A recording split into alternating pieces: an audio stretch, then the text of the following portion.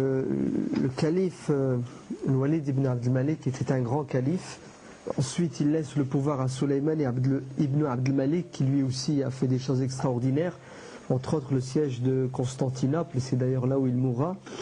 Et la plus belle des choses que fera Sulayman ibn Abd al-Malik, c'est de laisser le pouvoir à un homme extraordinaire qui s'appelle Omar ibn Abd al-Aziz, qui va redorer le blason un peu de la dynastie omeyyade. Omar ibn Abd al-Aziz est un calife pieux à l'image de Omar ibn al-Khattab, et pendant les 2 ans et demi où il gérera l'empire musulman, ça sera la bénédiction par excellence, mais il sera assassiné par ses proches parce qu'il était juste et il appliquait la justice sur les pauvres et les riches. Après Omar ibn Abd al-Aziz radiyallahu anhu, on a des califes un peu plus faibles, Yazid ibn Abd al-Malik, et là malheureusement beaucoup d'historiens vont écrire l'histoire des Omeyyades d'une manière très subjective. Ainsi, les historiens de l'époque abbasside vont noircir l'époque omeyyade, puisqu'ils sont abbassides.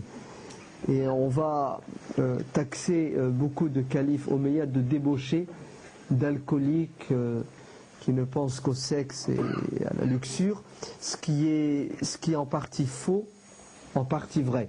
Tous les califes n'étaient pas des saints, mais ça reste toujours que, alhamdulillah, la société était musulmane, la loi islamique était respectée, puisqu'il n'y avait pas que le pouvoir politique, il y avait le pouvoir judiciaire, il y avait aussi le pouvoir exécutif.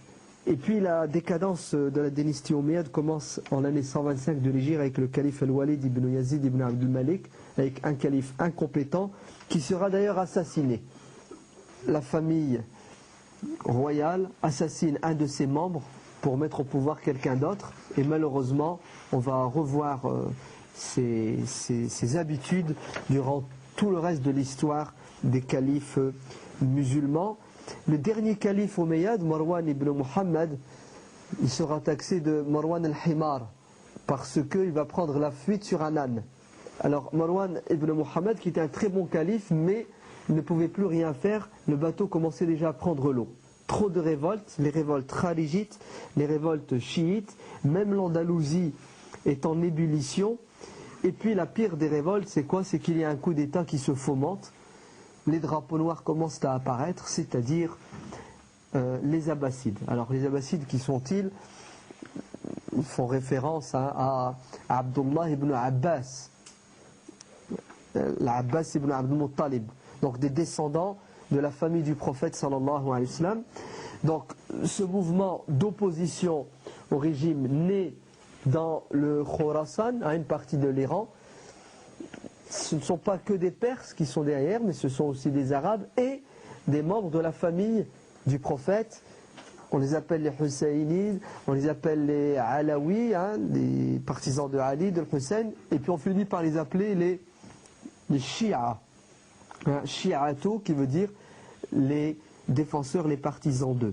Donc une propagande qui a commencé un peu avant Omar ibn Abd al-Aziz et qui se prolonge. Par quoi? Par des missionnaires de la propagande abbasside qui se répandent un peu partout. Et puis en l'année 132 de l'Hégire, c'est le coup d'État, c'est la chute de l'empire omeyyade, et c'est du nouveau sens, c'est une nouvelle dynastie, on l'appellera la dynastie abbasside. Al-Abbasiyoun, ils prennent le pouvoir en l'année 132 de l'Hégire.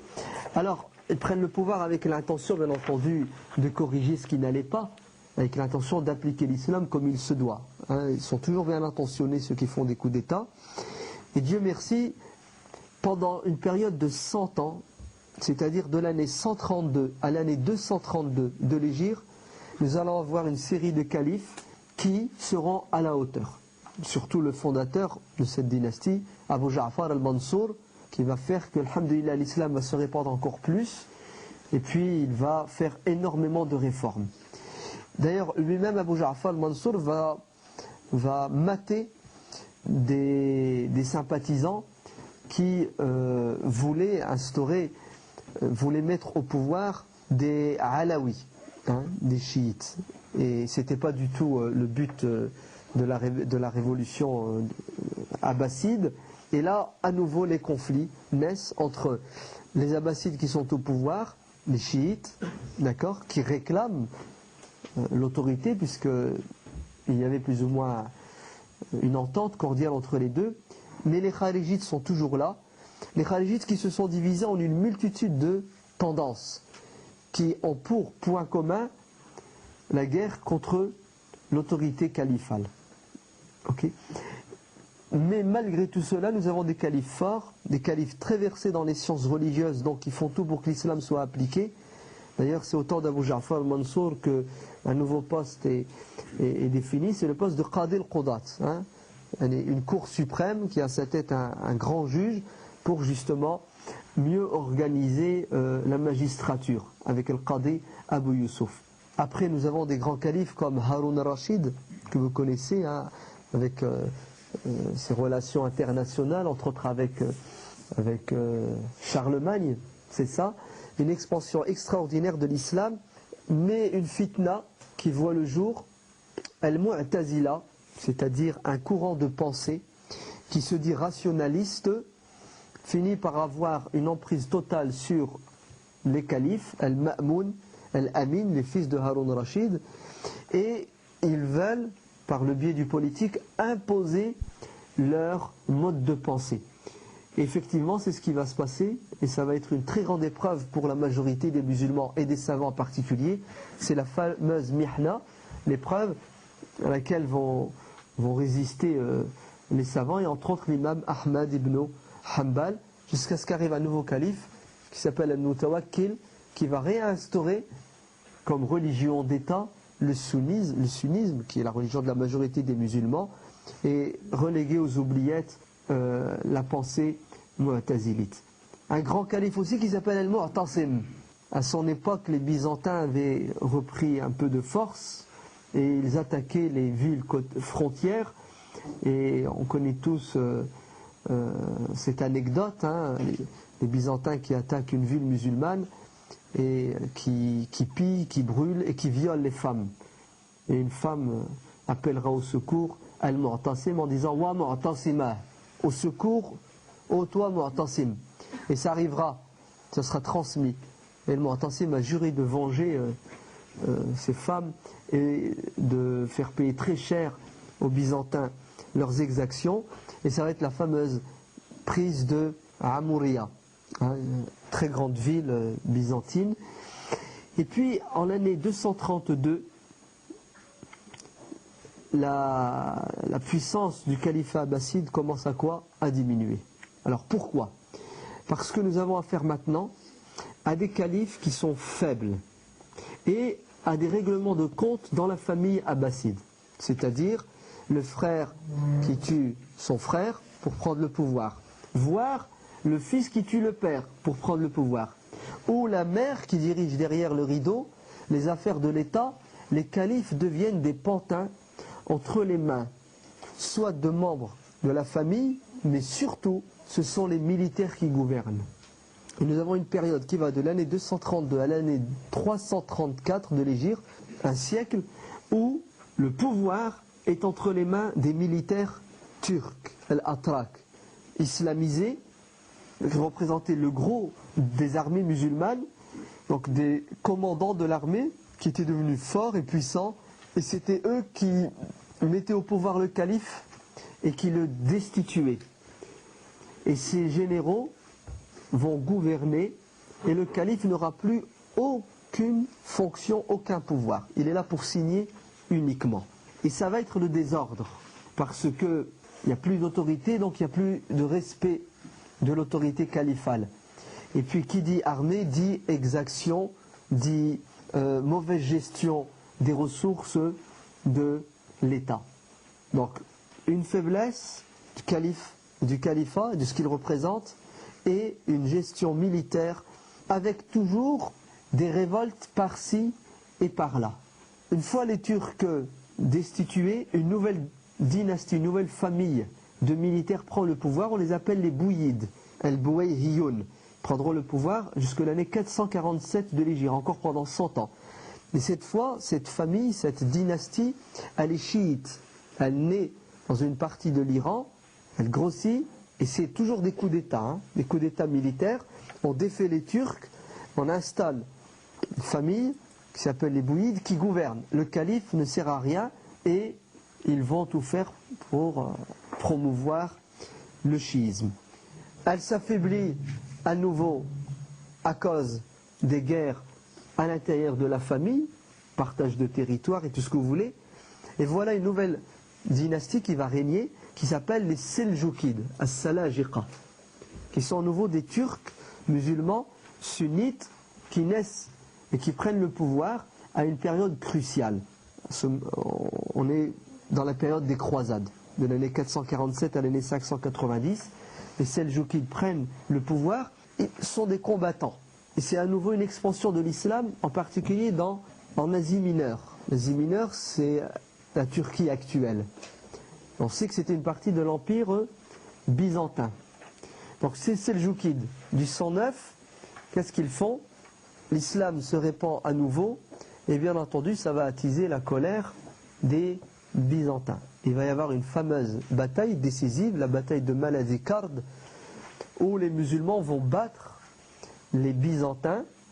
Alb Arsalan, sultan Seljoukide, va défaire l'armée byzantine et va envahir une partie de l'empire byzantin. Et qu'est-ce que ça va déclencher? Ça va déclencher en Europe ce qu'on appelle les croisades.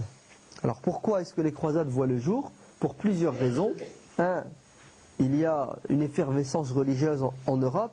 Secondo, le pape commence à perdre du pouvoir au profit des barons, des nobles et des rois, alors que le pape veut à la fois avoir le pouvoir spirituel et temporel. Troisièmement, les Turcs seljoukides, la bataille de Malazikard, les Byzantins réagissent et appellent leurs frères chrétiens d'Occident, catholiques, au secours en leur disant: ils arrivent les musulmans, c'est notre ennemi commun, unissons-nous contre eux.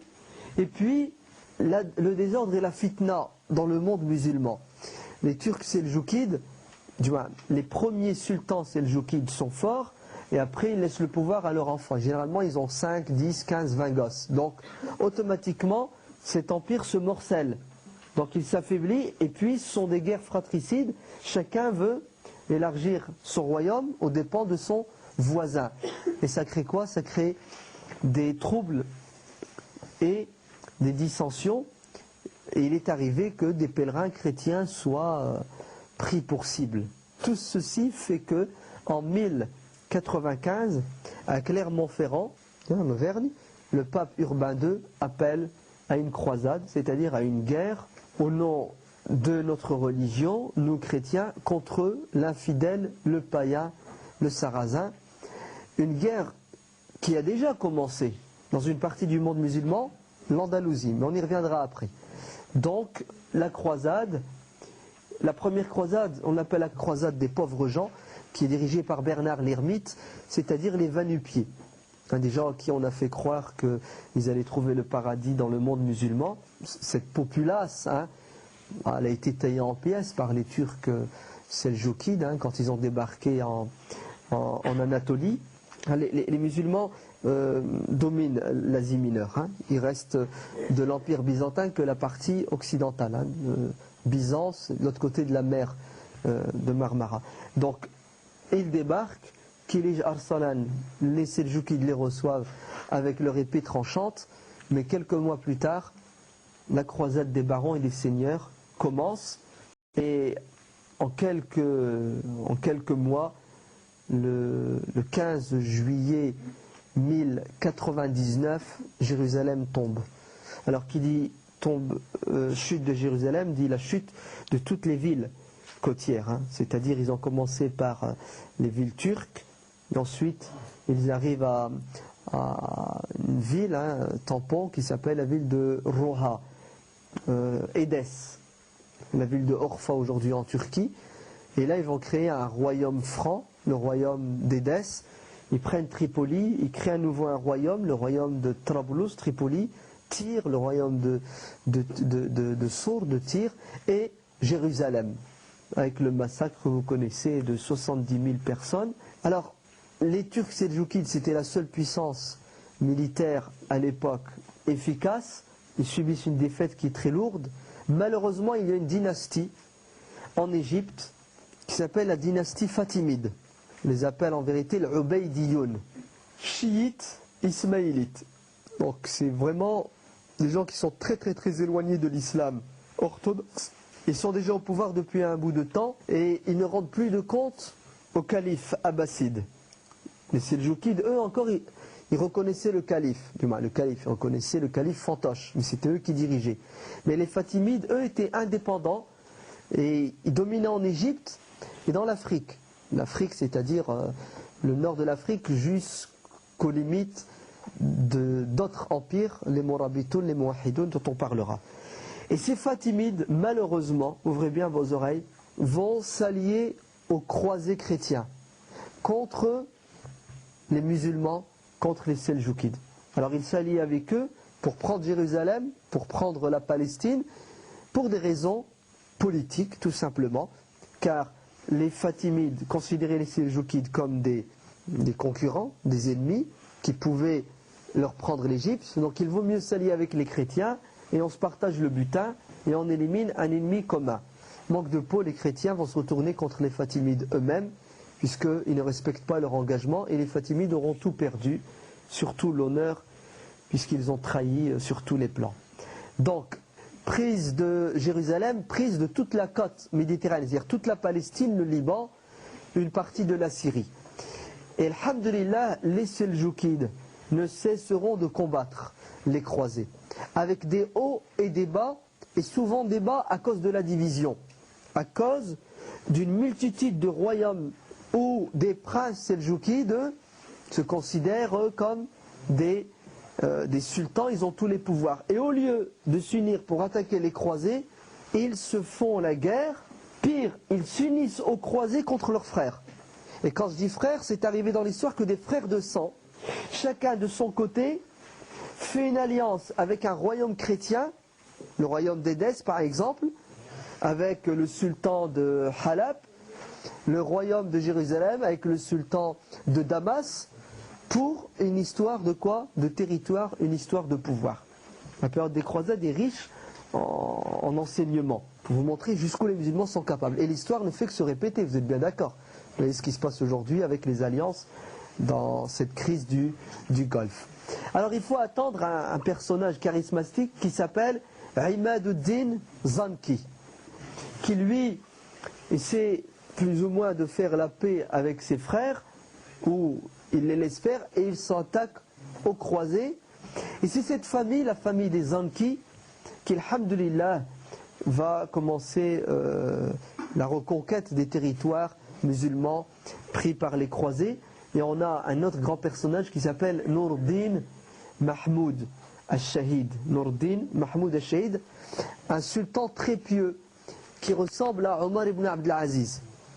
Quelqu'un de pieux et quelqu'un qui a passé toute sa vie sur son cheval à faire le djihad contre les royaumes chrétiens. Nur-Din Mahmoud Shahid sera à l'origine de quoi? À l'origine de l'avènement du grand Salah ad-Din al-Ayyubi. Car Nur-Din Mahmoud Shahid, qui régnait en Syrie, a été appelé au secours par le vizir fatimide, Shaour, parce que il avait un concurrent qui s'appelait Derham. Et Nur-Din Mahmoud Shahid va envoyer son général Assaduddin Shirako avec une armée pour aider Shaour contre Derham. Et Derham va être battu. Et qu'est-ce que va faire Shaour? Il va appeler les croisés chrétiens pour combattre ceux qui sont venus l'aider. Je vous passe, c'est beaucoup plus long. Nur-Din Mahmoud Shahid va faire plusieurs fois l'aller-retour entre l'Égypte et la Syrie pour essayer d'arranger les choses. Au final, c'est Assaduddin Shirako, le lieutenant de Nur-Din Mahmoud Shahid, qui débarque en Égypte, qui élimine Shaour, et il meurt 2 mois après, et le calife chiite fatimide désigne un jeune qui a 24 ans, un général de l'armée syrienne, c'est le Joukid, qui s'appelle Salah ad-Din, Youssouf ibn Yaqub.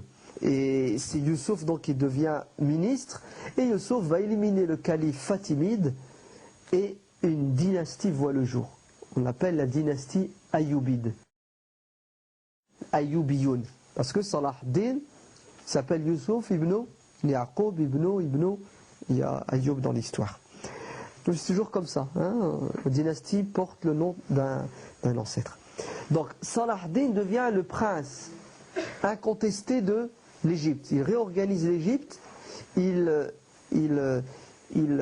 sunnise l'Égypte. Elle était devenue chiite, d'accord? Donc il la remet dans son bain sunnite. Il y a une petite friction entre Salah ad-Din et Nur ad-Din Mahmoud Shahid. Nur ad-Din qui pensait que Salah ad-Din, bon, il allait devenir indépendant, donc se couper de la Syrie. Destin voulu que Nur ad-Din Mahmoud meure quelque temps après, et les enfants de Nur ad-Din Mahmoud vont se disputer. Les efforts de leur père vont devenir vains à cause des disputes entre frères, toujours pour une histoire de pouvoir. Certains de ses enfants vont aller jusqu'à s'allier avec des croisés contre leurs frères. Et Salah ad-Din, face à cette situation, qu'est-ce qu'il fait? Il décide d'unifier l'Égypte et le Cham et la Syrie. Et Salah ad-Din, comme Nur ad-Din Mahmoud, ont très bien compris qu'on ne pourra jamais avoir le dessus sur les croisés si l'Égypte et la Syrie ne forment pas un seul bloc. Et retenez ça, hein. L'Égypte a joué un rôle important dans l'histoire de l'islam. Elle continue toujours à jouer ce rôle. Et regardez ce que Salah ad-Din va faire.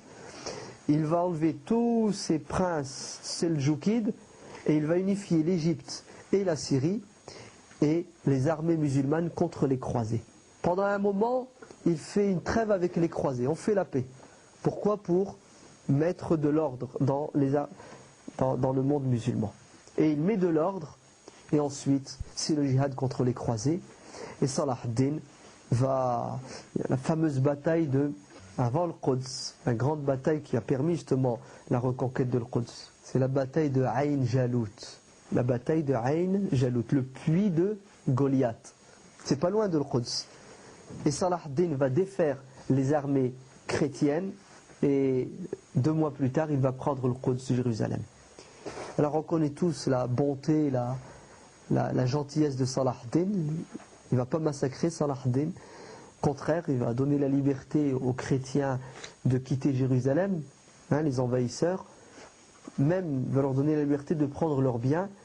D'ailleurs, ces trésoriers vont réagir en disant: ne vois-tu pas qu'ils emportent avec eux l'or qu'ils avaient pillé dans les mosquées, dans les châteaux, etc.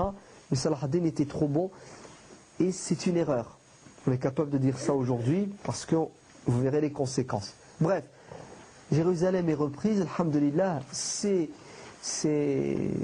extraordinaire, hein, dans le monde musulman, c'est la fête partout, mais les chrétiens réagissent en Occident, et ça va être une nouvelle croisade. Une nouvelle croisade. Salah ad-Din est essoufflé, il est fatigué, ça fait 15 ans qu'il est sur son cheval, son armée est épuisée, et les conquêtes de Salah ad-Din vont presque être vaines. C'est-à-dire les chrétiens vont presque tout reprendre, sauf Jérusalem. Salah ad-Din tient, c'est la fameuse croisade à laquelle participe Richard Cœur de Lion. Et Richard Cœur de Lion, qui était un roi très fort et avec une armée puissante, il ne rencontrera jamais Salah ad-Din. Ils vont toujours parler par un intermédiaire, le frère de Salah ad-Din justement. Et Richard Cœur de Lion fait pression pour que Salah ad-Din lui livre Jérusalem. Et Salah ad-Din dit: Jérusalem ne vous appartient pas, elle est sacrée pour vous et pour nous, mais elle nous appartient. Ça, c'est même pas la peine d'en discuter. Si tu veux qu'on discute sur d'autres villes, d'autres places fortes, je veux bien. Et Salah ad-Din est très intelligent, c'est ce qu'il fait, il gagne du temps. Et c'est très bien que Richard Cœur de Lion ne tiendra pas. Et ça va durer 2 ans. Et à la fin, alhamdulillah, par la volonté de Dieu, il y a un coup d'état en Angleterre. Richard Cœur de Lion apprend que son frère a pris le pouvoir. Il est tenu de rentrer à toute vitesse. Et Salah ad-Din s'en sort pas mal, quoiqu'il a perdu énormément de ce qu'il avait récupéré, parce que Salah ad-Din a fait une erreur. Quand il reprenait les places fortes, il laissait les chrétiens libres. Et les chrétiens se sont tous réunis dans une région et dans une ville en particulier qui s'appelle la ville de Tyr, Sour. Et c'est devenu le fief à la fois des Templiers, des Hospitaliers, des ordres de chevalerie, des moines fanatiques chrétiens qui étaient le noyau dur des armées croisées qui faisaient des dégâts. Et Salah ad-Din, malheureusement, il va libérer même des rois chrétiens qui vont réunir leurs forces pour attaquer. Et c'est ce qu'on lui reprochera, c'est d'avoir été trop doux, trop gentil, parce que les croisés étaient sans pitié. Ils tuaient, ils massacraient les prisonniers musulmans et tout le monde. Salah ad-Din, il a fait preuve de douceur et de gentillesse et ça va coûter très cher. Donc, croisade sur croisade, au total, il y en aura 8. Et une des croisades qui est connue, c'est la croisade à laquelle a participé le roi de France, Saint Louis, le roi pieux Louis IX. Et c'est la 7e croisade. Toutes les autres croisades sont des échecs. Il n'y a aucune croisade, Dieu merci, qui a abouti. Ce sont des échecs, et en particulier celle de Saint Louis, puisqu'il va débarquer en Égypte. Et les chrétiens ont très bien compris que si Salah ad-Din a su les chasser, c'est parce qu'il y a l'Égypte qui participe à la reconquête. Donc il faut reprendre l'Égypte aux Ayyoubides, à Salah ad-Din.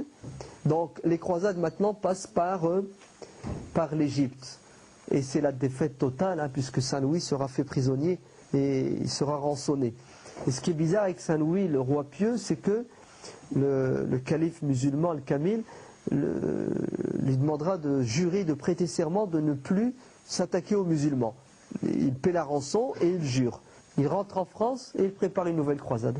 La ahda lahum. Salah ad-Din, Imad-Din Zanki, Nur-Din Mahmoud Shahid, ils ont toujours respecté les contrats.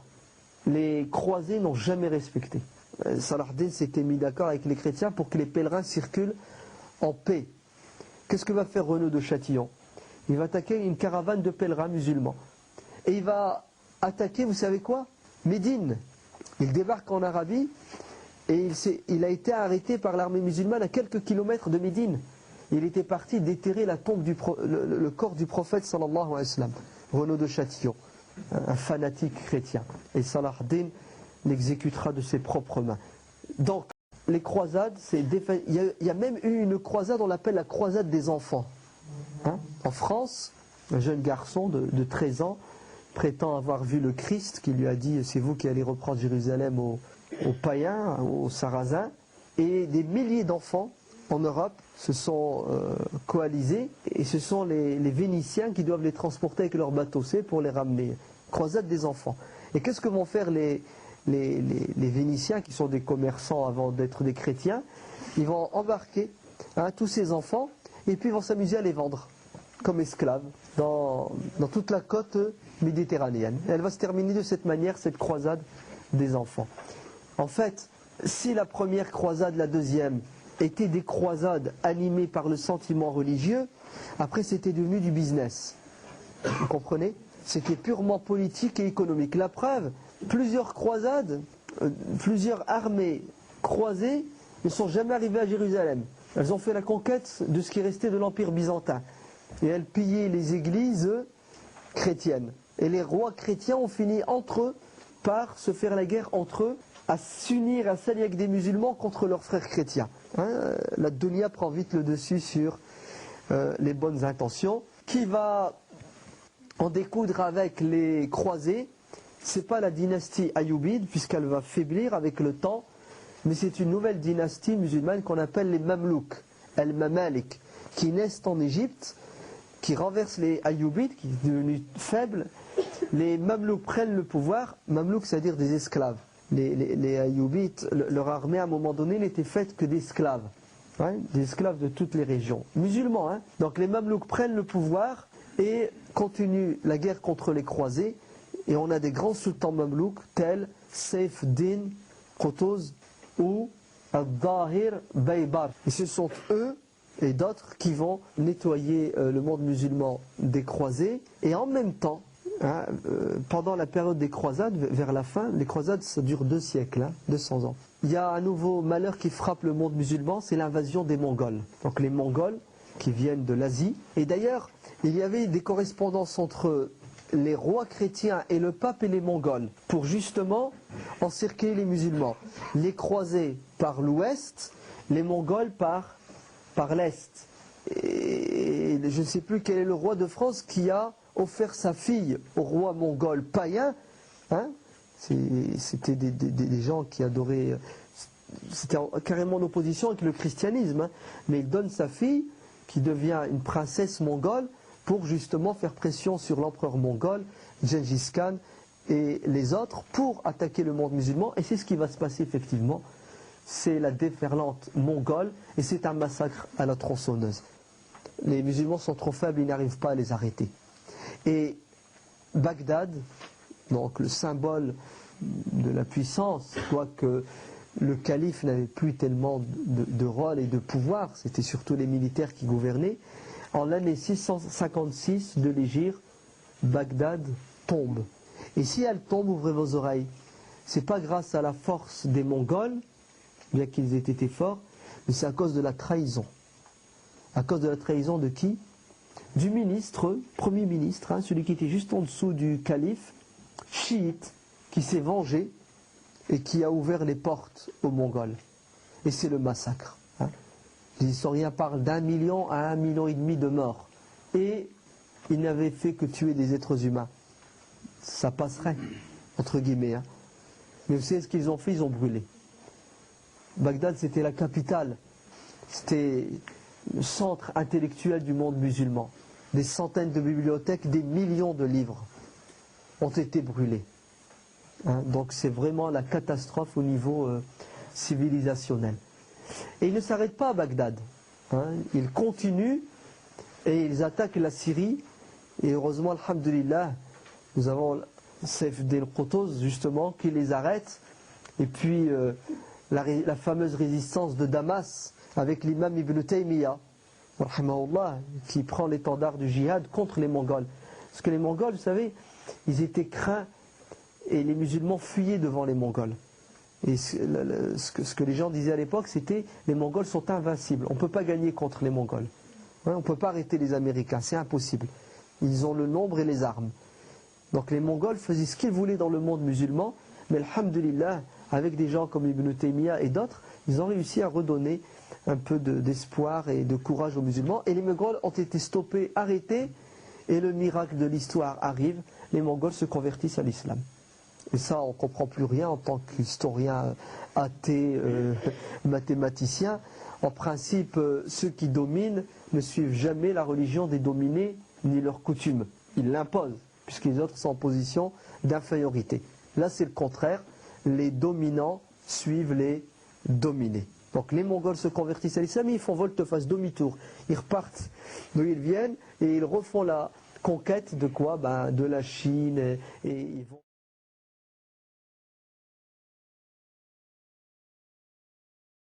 Alors pour revenir un peu avant, on a oublié un peu une partie de l'empire musulman, hein, l'ouest, avec l'Espagne, hein, l'Andalousie. Donc je vous ai dit tout à l'heure, déjà au temps du califat de Othman, et après c'est la conquête du sud de l'Europe, hein, avec l'Andalousie, le sud de la France, hein, la Sicile, etc. Bref, les musulmans s'installent, et lorsqu'il y a eu l'avènement de la dynastie abbasside en l'année 132, les Abbassides ont massacré ce qui restait des Omeyyades, de la famille Omeyyade. Ils ont tué tout le monde, mais il y a quand même un jeune garçon qui a réussi à se sauver. On l'appellera Abdurrahman ad-Dakhil. Abdurrahman qui est entré. Abdurrahman qui va se sauver, il va fuir, et il va se retrouver en Espagne, en Andalousie. Et qu'est-ce qu'il va faire, Abdurrahman ad-Dakhil, en Andalousie? Il va instaurer une dynastie qu'il appellera la dynastie Omeyyade. Et d'ailleurs, à un moment donné, il avait même l'intention de refaire la conquête du Mashriq, de l'Orient musulman, c'est-à-dire de reprendre aux Abbassides ce qu'ils ont pris à ses ancêtres. Et Abdurrahman ad-Dakhil va devenir calife Omeyyade en Andalousie. Alors l'Andalousie, tant que les Omeyyades sont là, ça va plus ou moins, quoiqu'il y a des troubles quand même en Andalousie. À un moment donné, vous savez, à cause de certains califes Omeyyades, il va y avoir du racisme qui va naître dans le monde musulman. Du racisme entre arabes. D'accord? On va avoir les deux clans arabes, les arabes du sud et les arabes du nord, hein, les yéménites et les Qais et les Modar, qui vont finir par se chamailler. C'est une histoire de famille qui règne et qui a le pouvoir. Et ces querelles vont se transposer en Andalousie musulmane. Et là-bas aussi, il va y avoir des querelles. Vous savez, entre Arabes. Et à un moment donné, il va y avoir même des querelles entre les musulmans arabes et les musulmans berbères. Pire, après, il va y avoir une nouvelle querelle entre les musulmans arabes et berbères et les Moualladoun, les deuxième génération. Vous savez, ceux qui sont nés sur place et qui n'ont connu que... Et ça va affaiblir la dynastie musulmane, si bien que les catholiques, les chrétiens qui étaient confinés dans le nord, dans les Asturies, vont finir par refaire ce qu'on appelle la reconquista, c'est reprendre du terrain. Au IVe siècle, coup d'État, plus de califes en Espagne. Un dernier calife omeyyade est destitué. Et qu'est-ce qu'on a? On a un morcellement de l'Andalousie. Avec quoi? Avec une vingtaine de califats, c'est-à-dire une vingtaine de provinces indépendantes. Chaque province a à sa tête un calife qui s'autoproclame Amir al-Mu'minin, avec tout ce que ça entraîne comme conséquence au niveau militaire, au niveau financier, etc. Et puis au niveau de quoi? Au niveau de la conquête. Et ces pseudo-califes n'ont qu'une ambition et un projet, c'est conquérir le califat d'à côté. Ainsi, les chrétiens croisés en profitent. Et ils en profitent et ils trouvent la faille, puisqu'ils arrivent à faire des alliances avec des roitelets musulmans contre leurs frères musulmans. Et les provinces tombent les unes après les autres. Et ils ne sont pas assez intelligents, ces califes, pour dire « demain, ce sera mon tour ». Au contraire, lorsqu'ils apprennent que le roi de Castille s'en prend à une province, ils l'aident. Parce que c'est dans leur intérêt que le calife d'à côté tombe et chute. Je ne peux pas vous donner les noms, etc., parce que c'est trop long, mais c'est comme ça que ça s'est passé. Alors, il y a toujours de bonnes gens qui réagissent, et en particulier un très grand savant, malikite, qui s'appelle Aboul Walid al-Baji, qui fait le tour de toute l'Espagne, les mosquées, il frappe aux portes de tous les califes, en leur disant « unissez-vous contre l'ennemi qui est uni contre vous, sinon vous allez tous disparaître ». Mais le pauvre, il prêche dans le désert. Mais, alhamdulillah, il va avoir une idée extraordinaire. Qu'est-ce qu'il va faire? Il va envoyer un fax. À qui? À des musulmans sincères et pieux. On les appelle Al-Murabitoun, les Almoravides. Alors, qui sont les Murabitoun? C'est une dynastie musulmane qui est née dans le sud de l'actuel Maghreb. Alors, quand on disait le Maghreb, c'est le Maroc, l'Algérie, la Mauritanie, la Tunisie, tout ça. Dans le sud, dans le pays des Sanral, Bilad ou Sanral, pays du Sénégal, c'est ça? Donc ce sont, entre guillemets, des moines, des gens qui sont retirés dans une île où ils sont éduqués au niveau spirituel, mais aussi au niveau matériel. Et Abdullah ibn Yassin, après avoir formé quelques centaines de jeunes musulmans, à la fois aguerris à l'art du djihad et aux sciences islamiques, qu'est-ce qu'il fait? Il sort de son île et puis il réislamise toute cette région qui était islamisée avec des hauts et des bas. Et une dynastie va naître, on l'appelle la dynastie des Murabitoun. Le Murabit, c'est le soldat qui est aux frontières pour protéger le territoire musulman. Avec un personnage charismatique qui s'appelle, les historiens occidentaux l'appellent Texufin, Youssouf ibn Tashfin, rahimahullah, Amir al-Mu'minin. C'est Omar ibn al-Khattab. D'accord? Youssouf ibn Tashfin, c'est Omar ibn Abdelaziz. Le même style, la même piété, le même dévouement et engagement. C'est lui qui va fonder la ville de Marrakech. Marrakech. Ce sont des berbères. Ce sont des berbères musulmans puritains. Le Coran et la Sunna. Et ils vont remettre de l'ordre dans toute cette région du monde musulman. Et ils vont recevoir cette SOS de leurs frères musulmans d'Andalousie. Et qu'est-ce que va faire Youssouf? Il va répondre. Et avec son armée, il va traverser le détroit, Jebel Tariq, et il va débarquer en Andalousie. Et il va appeler les roitelets musulmans à s'unir, et en particulier un personnage qui était important, le roi de Séville, Ishbilia et toute la région, le Mu'tamid ibn Abbad. et ça va être la fameuse bataille de Sakra Khas. En arabe on dit Zallaqa, où les armées croisées, c'est-à-dire il n'y a pas que des Espagnols, il y a aussi des Français, des Italiens, c'est une croisade. Hein. Je vous ai dit, il y avait deux croisades, une vers l'Orient, la Palestine, et une en Espagne. Donc les deux vont s'affronter et c'est la victoire. C'est la victoire à Sakra Khas. Mais malheureusement, Youssouf ibn Tashfin doit quitter l'Andalousie pour des troubles et il lui jure, tous ces rois, de ne plus se faire la guerre entre eux, mais de rester unis contre l'ennemi. Youssouf s'en va, le lendemain ils se font la guerre entre eux. Non, le lendemain, ils n'ont pas attendu longtemps. Youssouf est obligé de revenir, à nouveau pour repousser les croisés, mettre de l'ordre. Mais c'est peine perdue, parce que ces gens n'ont qu'un objectif, c'est le pouvoir. Et qu'est-ce que va faire Youssouf ibn Tashfin? Il va enlever ces reyes des taïfas, Moulouk Tawaïf, ces roitelets, il va éliminer tous ces trucs, et puis il va faire de l'Andalousie une partie de son royaume morabite. Mais les chrétiens avaient déjà conquis pas mal de territoires, et en particulier le début, vous savez, de la chute du royaume musulman d'Andalousie, c'est lorsque les musulmans ont perdu une ville qui s'appelle Tolaytila, Tolède. Et vous savez pourquoi ils l'ont perdu, les musulmans, cette ville?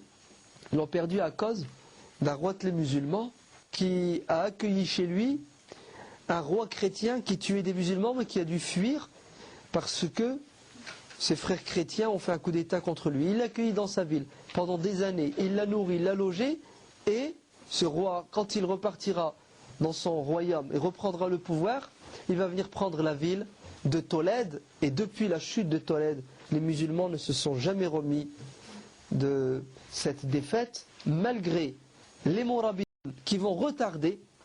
Les Mourabitoun, avec le temps, après 100 ans, une dynastie s'affaiblit toujours. Vous avez une nouvelle dynastie qui prend le pouvoir, on les appelle les Mouahidoun, les Almohades, les Mouahidoun, avec Abd al-Mu'min, un grand calife. Et eux aussi, ils vont combattre en Espagne, en Andalousie, les croisés, mais c'est bientôt la fin, puisque vous connaissez la date fatidique, 1492, chute du dernier bastion musulman, chute de Grenade. Les musulmans, il y avait déjà beaucoup de musulmans qui étaient sous la tutelle des chrétiens dans les autres villes. Les chrétiens avaient récupéré des villes, et beaucoup de musulmans sont restés des citoyens, des seigneurs chrétiens, en particulier la ville de Valencia, l'Est, sur la côte. Je ne sais pas si vous vous souvenez, le Cid, vous l'avez fait ça en littérature, le Cid, le Cid Campeador. Les Arabes l'appellent Cid Campeador. Hakada, il l'appelle. Hada, c'est Adouallah, Hada, le Cid Campeador. C'était un mercenaire. Parfois, il se battait à la solde des musulmans, parfois à la solde des chrétiens. Mais c'est un sanguinaire qui tue du musulman matin, midi et soir. Et c'est lui qui va prendre la ville de Valencia et qui va massacrer tout le monde. Et malgré ça, les musulmans, puisque ce sont des autochtones, c'est leur pays, ils restent. Certains fuient et se réfugient dans le royaume de Grenade. Donc le royaume de Grenade, c'est toute une région, c'est comme si je vous disais la région PACA, d'accord? Donc ils se réfugient, donc ils sont nombreux, et ils ont avec eux tous les artisans. Et ils ont avec eux surtout quoi? Des gens capables de faire des armes. Ils avaient des canons, les musulmans. C'est pour ça que le royaume de Grenade va durer pendant 200 ans. Les chrétiens n'arrivent pas à prendre, parce que ils ont les armes, ils ont la population, ils ont l'économie, etc. Mais qu'est-ce qui va faire que le royaume de Grenade va tomber? C'est encore la trahison, tout simplement. Toujours des brèches. C'est que un petit roi musulman qui s'appelle Abdullah al-Saghir, le petit, va être fait prisonnier. Ils vont lui faire un petit bourrage de crâne, un petit lavage de cerveau. Ils vont le lâcher dans la nature et lui donner les armes et les hommes pour combattre son cousin, Zaghal. Les musulmans vont se faire la guerre entre eux. Une fois affaiblis, les rois catholiques, Isabelle et Ferdinand, leur promettent la vie sauve s'ils se rendent. Les musulmans se rendent. Et qu'est-ce qui va se passer? De 1492 jusque 1650, pendant 150 ans, ça va être le génocide d'un peuple. Alors, beaucoup de musulmans ont réussi à fuir. Ils sont allés se réfugier dans le Maghreb. Okay, mais des millions sont restés. Et ça va être ce qu'on appelle l'inquisition. Mahakim ut-taftish, l'inquisition. C'est-à-dire, on va forcer les musulmans à abandonner l'islam. Et c'est terrible, hein. Vous verrez les lois qu'ils ont promulguées, éditées, des lois à dormir debout. Alors, bien sûr, toutes les mosquées sont transformées en églises. Il n'y a plus de mosquées. On est d'accord? Mais des trucs à dormir debout. Ils interdisent aux musulmans de parler l'arabe. Quelle langue voulez-vous qu'ils parlent? C'est la seule langue qu'ils connaissent. Donc vous imaginez, du jour au lendemain, tu ne peux plus t'exprimer. Pour ça, les musulmans vont inventer une nouvelle langue. Ouais, un mélange d'arabe et d'espagnol qu'on appelle ils l'appellent l'alma-ries. C'est un mélange, ouais, d'arabe et d'espagnol. Mais le pire, vous savez ce qu'ils leur interdisent? Ils leur interdisent la tenue vestimentaire. Les musulmans, ils étaient raffinés, c'était des nobles, des bourgeois. Ils étaient en avance, hein, par rapport aux autres qui s'habillaient. On leur interdit leur tenue vestimentaire. On interdit aux femmes le voile, bien sûr. Ouais. Mais mieux, vous savez qu'est-ce qu'on leur interdit? Et ça, c'est étonnant. On leur a interdit de mettre des portes à l'entrée des maisons. Les musulmans n'ont plus le droit d'avoir une porte. Comme ça, n'importe quel chrétien peut entrer à l'improviste et prendre en flagrant délit un musulman d'islam. Hein, la police, l'inquisition. Pas le droit d'avoir une porte. Pas le droit de se laver. Il y a un musulman qui a été pris en flagrant délit de bain. Il a été arrêté, condamné et brûlé. C'est comme ça qu'on les exécutait, brûlés en place publique. Et quand il leur disait, je ne suis pas musulman, je me suis lavé parce que je fabrique des tuiles, je suis sale. Il leur dit, non, tu es musulman. Et c'est vrai, il était musulman, parce qu'il cachait leur islam. Les musulmans ont réussi à développer un réseau d'apprentissage souterrain.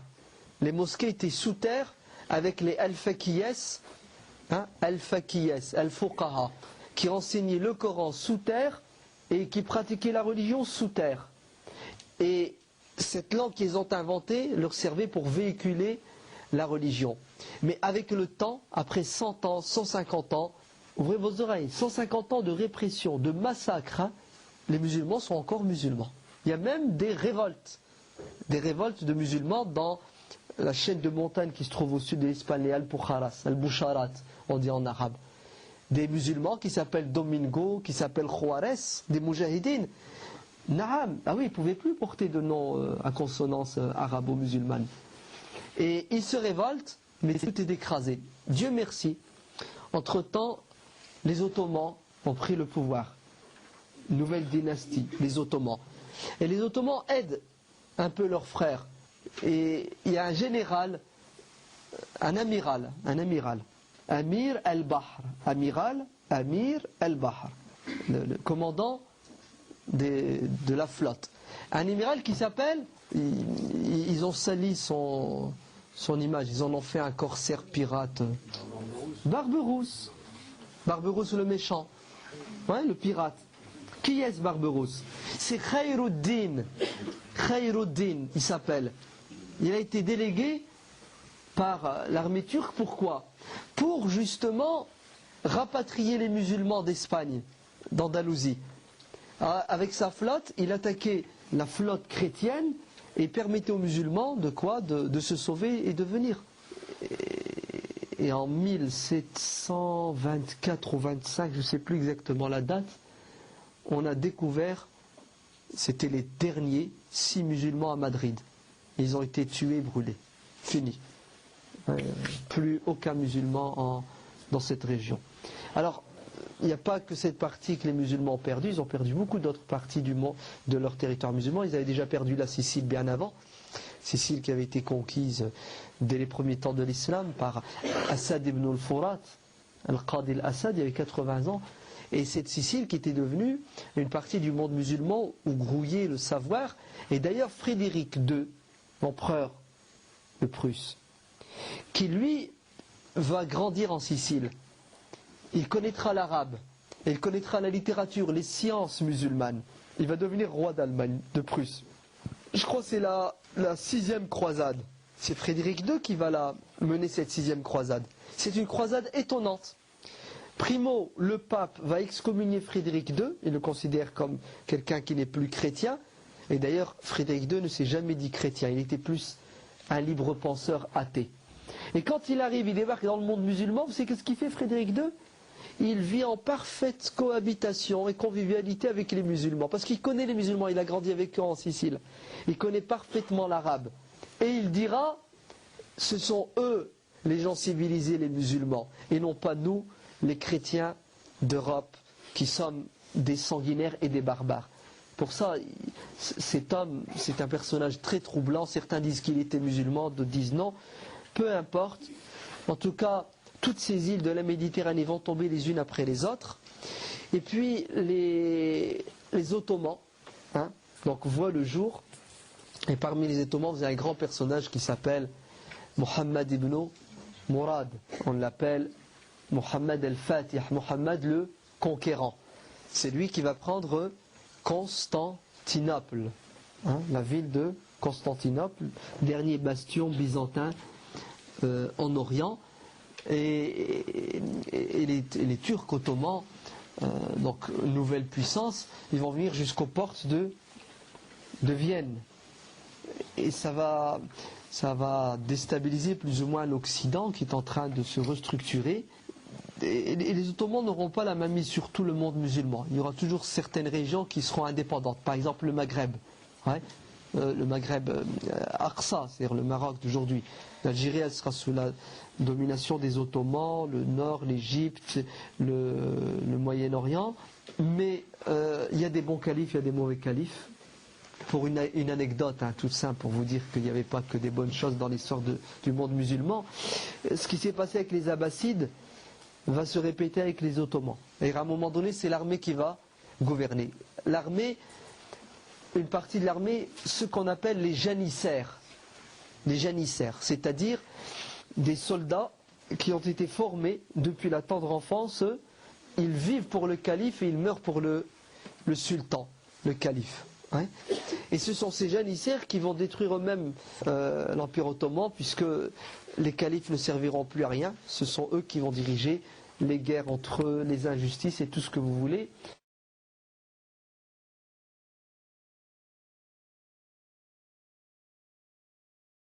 Et ce sont ces janissaires qui vont détruire eux-mêmes l'Empire ottoman, puisque les califes ne serviront plus à rien. Ce sont eux qui vont diriger les guerres entre eux, les injustices et tout ce que vous voulez. Mais un exemple, c'est lui-même, Mohammed el-Fatih, que Dieu lui pardonne, malgré le bien qu'il a pu faire, qui va promulguer une loi étonnante. Vous savez laquelle? Il a trouvé des savants qui lui ont paraphé cette loi. Ils l'ont rendu halal. La possibilité d'exécuter ses frères. C'est-à-dire, le calife a le devoir de tuer tous ceux qui sont prétendants au trône, ses frères. Pourquoi? C'est pour éviter la fitna. Ils vont grandir, ils vont chercher le pouvoir. C'est pour cela il y avait des endroits où on enfermait ces gens-là. Ils étaient nourris, ils n'avaient pas de contact avec l'extérieur, et la plupart du temps ils étaient exécutés. Donc ça va être quoi? Ça va être des hauts et des bas, alors des grands califes qui ont fait beaucoup de choses. Le fameux calife dont on parle, Soliman le Magnifique, c'est ça, Sulayman al-Qanouni ou Sulayman al-Azim. Vous connaissez ses rapports avec la France. Mais l'Empire ottoman, c'est vrai qu'il est fort. L'Europe le considère comme un concurrent, un ennemi.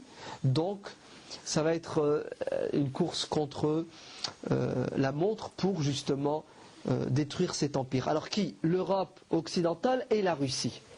Donc l'Empire ottoman est pris entre l'enclume et le marteau.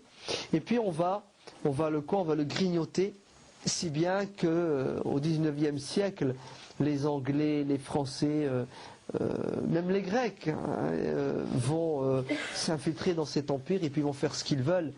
Ils vont l'affaiblir. Et puis c'est la colonisation. La colonisation au XVIIIe siècle, qui avait déjà commencé bien avant, depuis 1492. La colonisation a commencé puisque les Portugais et les Espagnols, quand ils vont prendre l'Espagne, ils vont tout de suite s'attaquer à quoi? Au Maghreb. Et il y aura la fameuse bataille des Trois Rois. la bataille des 3 rois, parce qu'il y aura 3 rois qui vont tomber dans cette bataille, le roi musulman et 2 rois chrétiens. Bon, alhamdoulilah, ils vont être défaits, les colons, mais c'est tout, ils ont un pied, la fameuse ville de Mogador. La bataille des 3 rois, parce qu'il y aura 3 rois qui vont tomber dans cette bataille, le roi musulman et 2 rois chrétiens. Bon, alhamdoulilah, ils vont être défaits, les colons, mais c'est tout, ils ont un pied, la fameuse ville de Mogador, qu'on appelle Sawira aujourd'hui, et puis toute la côte, ils vont la coloniser, et puis ils vont descendre l'Afrique. Ils avaient même un projet, c'est de contourner justement l'empire musulman pour aller créer un État chrétien en Éthiopie, le royaume de Saint-Jean. Et effectivement, le monde musulman va être rongé par cette colonisation, et puis c'est la catastrophe. La colonisation est militaire, économique, et si ce n'était que ça, mais elle est surtout culturelle, et c'est la pire des colonisations. Ainsi, la langue arabe est combattue, la religion elle-même est combattue, la civilisation musulmane avec tout ce qu'elle a de beau, tout ça est combattu. Et puis les colons sont malins cette fois. Ils ont dit qu'on ne pourra pas rester, ils vont nous mettre dehors un jour ou l'autre. Nos ancêtres sont restés 200 ans en Palestine, ils les ont mis dehors. Donc la seule manière de garder une emprise sur ces pays musulmans, c'est d'utiliser des des pseudo-musulmans. Ainsi, on va ramener dès le 19e siècle des jeunes musulmans. On va leur faire un petit bourrage de crâne et lavage de cerveau en Occident. Ils vont étudier, ils vont être émerveillés par le côté matériel de la civilisation occidentale. Et puis ils vont retourner dans le monde musulman pour faire quoi ? Pour faire le travail des Occidentaux, c'est-à-dire saper la civilisation musulmane, en prétendant que si nous musulmans nous sommes arriérés, c'est à cause de notre religion. L'Occident s'est débarrassé de la religion, ils ont adoré la déesse de la raison, ils sont civilisés, développés. Nous on est toujours dans la religion, on est arriérés, et ça va être la catastrophe. Avec quoi ? Avec la laïcisation du monde musulman. La division elle existait déjà, et j'oserais dire que la division n'est pas un problème tant qu'on reste musulman. Il vaut mieux être divisé et rester musulman que d'être unis dans autre chose que l'islam.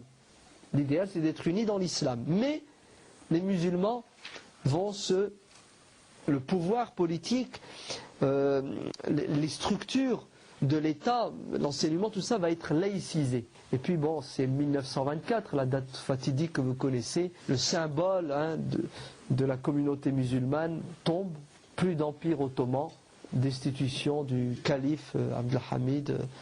Bien avant, 1884, c'était quoi ? C'était le partage du gâteau à Berlin. À Berlin, on partage, c'est des règles, des règles et stylos. On partage, toi tu prends ça, moi je prends ça. Donc ils ont partagé. Et puis ils vont créer un État fantoche qui s'appelle l'État d'Israël, qui existe encore aujourd'hui.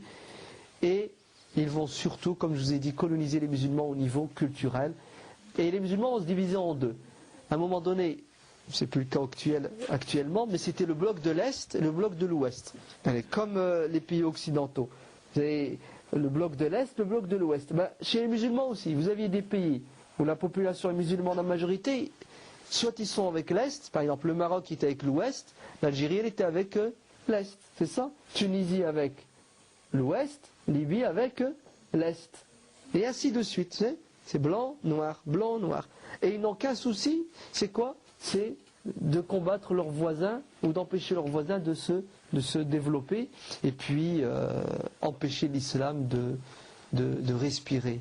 Bon, c'était une description plus ou moins de l'état du monde musulman. Alhamdulillahi Rabbil Alamin. Question à l'écrit, Inch'Allah. Pourquoi on parle en général que de 4 califes, même dans les ouvrages, alors que vous en avez cité plusieurs ? Qu'est-ce qui différencie les 4 premiers et le reste des califes ? C'est vrai, des califes, il y en a une centaine. Ils ne sont pas tous les mêmes. Ok, mais quand on parle généralement des 4 califes, c'est parce qu'on fait la distinction entre des périodes. D'accord ? Ainsi, on dit la période des 4 premiers califes, on l'appelle la période des califes orthodoxes, le Khulafa ar-Rashidoun. Et après, quand Muawiyah prend le pouvoir, ça devient une monarchie héréditaire. celui qui est au pouvoir, on l'appelle le calife, on l'appelle le sultan, on l'appelle Amir Mouminin, peu importe l'appellation que vous lui donnez. Mais le système, c'est un système de quoi? Monarchie héréditaire. Le point commun entre tous ces systèmes, c'est la loi de Dieu dessus, jusqu'en 1924. D'accord? Il n'y a plus de système islamique. Hein? Vous avez des systèmes laïques anti-islamiques. Alors, on parle généralement de ces quatre califes parce que, bon, on les appelle les califes orthodoxes. Le prophète sallallahu alayhi wa sallam a dit de suivre leur enseignement, leur tradition. Puis ils ont un statut exceptionnel dans la religion. C'est pas n'importe qui. Hein, sont les quatre compagnons. Et puis ils sont dans l'ordre. Le meilleur après le prophète, c'est Abu Bakr. Après Abu Bakr, c'est Omar. Après Omar, c'est Uthman. Après Uthman, c'est Ali. Comme ça, dans l'ordre. C'est notre croyance à nous, musulmans majoritaires sunnites. Mais sinon, des gens qui ont fait des choses extraordinaires comme ces califes, et qui étaient pires, il y en a eu d'autres. Bon, ils n'atteindront jamais leur niveau parce qu'ils avaient l'avantage d'être compagnons. Hein, c'est ce qu'ils ont de plus. Mais Hassan ibn Ali a été calife quelques mois, Abdullah ibn Zubayr a été calife, Omar ibn Abdelaziz, Yusuf ibn Tashfin, les califes abbassides et omeyyades, ils étaient bons. Certains, effectivement, ils ont pété les plombs, ou bien ils ont fait des choses injustes, mais de manière générale, si vous devez les peser, ils avaient presque tous au-dessus de la moyenne, et certains même avaient presque 20 sur 20. Autre question à l'écrit, Inch'Allah. En 739, il est dit que Charles Martel a repoussé les musulmans en Poitiers. Mais on m'a dit que c'était faux. Y a-t-il une réalité historique qui prouve que les musulmans sont retournés de leur plein gré à l'arrière en Espagne? Là, vous savez, en 739, il n'y avait pas de journaux, il n'y avait pas de télé, il n'y avait pas de caméra. D'accord? Donc on a très peu d'informations sur cette période-là. On n'a presque rien. Les chroniques du Moyen-Âge, vous savez, quand elles parlent de ça, c'est écrit comme ça. Charles Martel a arrêté les Sarrasins. Une ligne. Pas plus, hein? Attention, il n'y a pas de détails, il n'y a rien du tout. C'est normal. L'écriture était rare, elle n'existait pas, et puis c'était pas pour eux un souci. Et puis, les Sarrasins, c'était comme les autres ethnies. Vous savez, des invasions, on a toujours eu dans l'histoire. Donc pour eux, c'est pas on a arrêté des musulmans, on a arrêté des envahisseurs. Point à la ligne. Alors qu'est-ce que disent les historiens musulmans? Eux, ils sont plus loquaces, parce que l'écriture, elle était très développée, et puis on avait des intellectuels qui passaient leur temps à écrire, à suivre les armées, etc. Donc ils disent que le chef de l'armée musulmane, donc, qui fait la conquête de la Septimanie, hein, le sud de la France, Abdurrahman Dakhil, c'est l'Omeyyade qui va... Abdurrahman el-Ghafiqi. Donc, ils font la conquête, mais ils dépassent Poitiers, hein, ils vont jusque Sens. Sens, c'est une 50aine de kilomètres au sud de Paris. Et ils viennent même chez vous ici, à Lyon, hein, dans les Alpes. Ils vont même dans le nord de l'Italie. Attention, c'est... Alors, ils restent pas longtemps, vous comprenez? Ils font des incursions, ils s'en vont... Mais là où ils plantent vraiment leur tente, c'est plus dans le sud. Le royaume de Narbonne, de Carcassonne, de Tolocha, Toulouse, Bardella, Bordeaux. C'est plus dans le sud. Et à Poitiers, oui, il y a à Poitiers, aux alentours de Poitiers, il y a eu une bataille qui s'appelle, les historiens musulmans l'appellent Balat ou Shuhada, hein, le parterre des martyrs. Où effectivement, les musulmans ont été freinés, arrêtés, ils ont perdu une bataille. Pour mille et une raisons. Hein. Alors il paraît que c'est parce qu'ils étaient fatigués, puis ils étaient encombrés par du butin qu'ils avaient récupéré. Quoi qu'il en soit, généralement, vous savez, quand on perd les chefs, l'armée est plus ou moins déstabilisée. Abdurrahman Dakhil tombe martyr. Les musulmans font marche arrière, tout simplement, mais ils restent dans le sud. Bon, alors maintenant, vous savez, Charles Martel, le grand héros, pas fait grand-chose, hein, je veux dire... Après, ils vont descendre dans le sud. C'est Charles Martel, Charlemagne lui-même. Charlemagne va être invité, ouvrez vos oreilles. Par qui? Par deux roitelets musulmans. Le gouverneur, le maire de la ville de Barbaroustra, dans le nord de l'Espagne, et de Saragosse, Saragossa.